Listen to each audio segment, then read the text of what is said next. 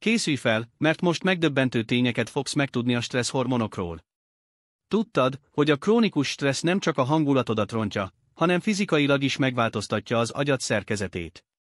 A hosszantartó stressz hatására az agyban lévő hippokampus, ami a memória és a tanulásért felelős, zsugorodni kezd.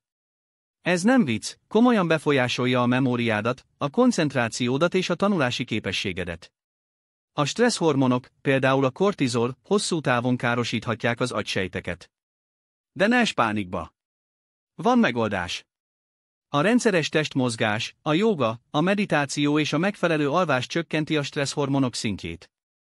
Ezzel pedig véded az agyad egészségét és a kognitív funkcióidat is.